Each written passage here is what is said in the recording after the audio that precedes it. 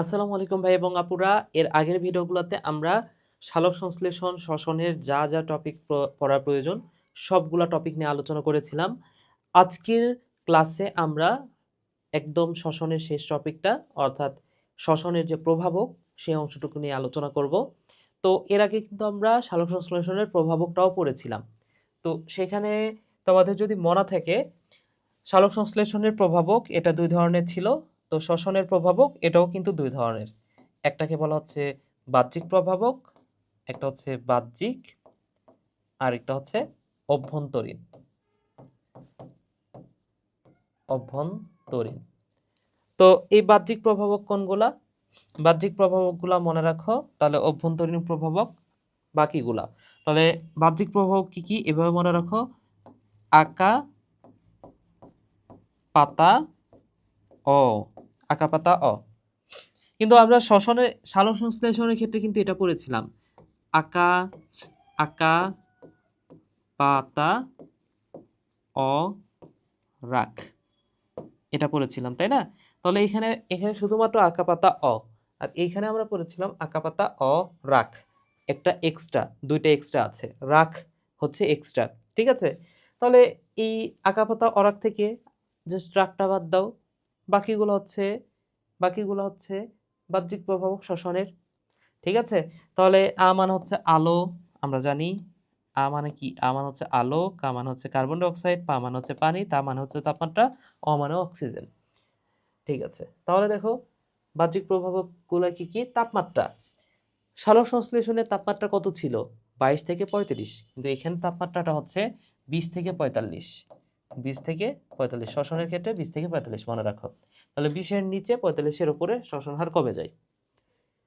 Oxygen, তাহলে শ্বসনের ক্ষেত্রে oxygen লাগে, তাহলে অক্সিজেন ছাড়া সেটা তো শ্বসনই হবে না, সবাত শ্বসন হবে না, অবাত শ্বসন সেটাকে বলা হয়, তাই না?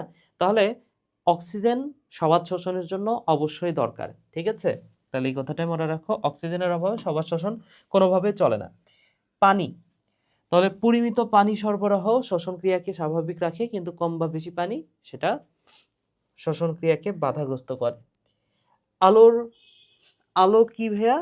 আলো সরাসরি শ্বসন কাজে অংশগ্রহণ করে না, আলো লাগে সালোক সংশ্লেষণে, কিন্তু এটা পরোক্ষভাবে আবার সাহায্য করে। আলো কেন সাহায্য করে দেখো, আলোর যে নীল আলো, নীল আলো পত্ররন্ধ্র খুলতে সাহায্য করে। এই যে এখানে বলা আছে আলোর উপস্থিতিতে পত্ররন্ধ্র খোলা থাকে। কোন আলোতে?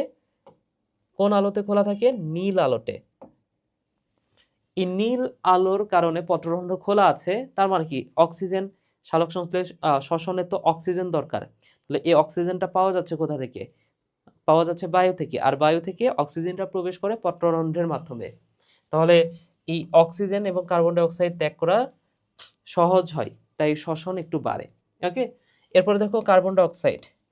বায়ুতে কার্বন ডাই অক্সাইডের ঘনত্ব বেড়ে গেলে শ্বসন হার একটুখানি কমে যায়। তাহলে কার্বন ডাই অক্সাইড এখানে উৎপাদ, তাহলে কার্বন ডাই অক্সাইড উৎপাদ যদি বেড়ে যায় তাহলে সেই বিক্রিয়ার হারটা কমে। তাহলে কার্বন ডাই অক্সাইড যদি বাড়ে হার কিন্তু কমবে, এটা আমরা এর আগেও দেখেছি।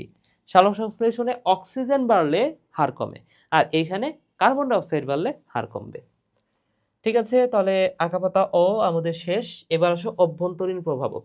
তাহলে অভ্যন্তরীণ প্রভাবক আঁকাপাতা ও বাদে যে বাকিগুলো আছে, যেমন যদি বলা হয় খাদ্যদ্রব্য, তাহলে শ্বসন মানে কি? গ্লুকোজটা ভাঙবে। এখন গ্লুকোজই যদি না থাকে কি ভাঙবে? আমি খাবার খাইলে না, আমি যদি ভাত খাই তাহলে না সেটা ভাঙবে।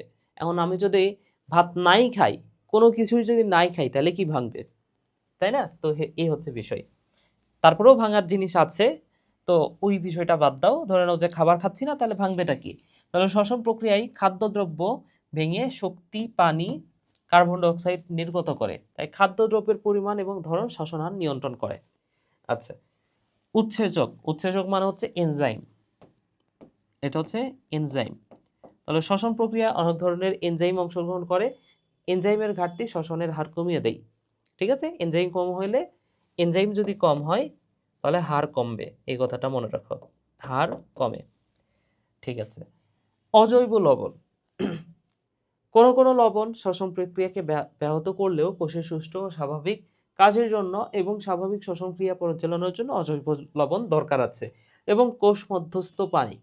তাহলে একটা কথা মনে রাখো, এই যে দেখো একটু আগে যে আমরা পড়লাম এনজাইম, এনজাইম মনে রাখো কোনো এনজাইম, এনজাইম কোনো এনজাইম না, বেশিরভাগ এনজাইম, এনজাইম পানির উপস্থিতিতে কাজ করে, পানির উপস্থিতিতে কাজ করে। তাহলে তো বলো তো ভাইয়া কোষ মধ্যস্থ পানি এটা দরকার আছে কি নাই? তাহলে পানি যদি পরিমিত পরিমাণে থাকে তাহলে সেখানে এনজাইমের কার্যকারিতা প্রকাশ পায়, এনজাইমের কার্যকারিতা প্রকাশের জন্য পানি প্রয়োজন, এই কথাটা মনে রাখো। তাহলে এই ছিল শ্বসনের প্রভাবক সমূহ। আমরা বাহ্যিক এবং অভ্যন্তরীণ প্রভাবক পড়লাম, খুবই সহজ একটা টপিক। তো তোমাদের কোথাও বুঝতে সমস্যা হলে আমাকে কমেন্টে জানাতে পারো। যদি ভিডিওটা ভালো লাগে ভিডিওটা লাইক দিও, শেয়ার কইরো, বন্ধুদের মাঝে ছড়াই দিতে পারো। তো সবাই ভালো থাকো ভাইয়েরা, সুস্থ থাকো, টাটা।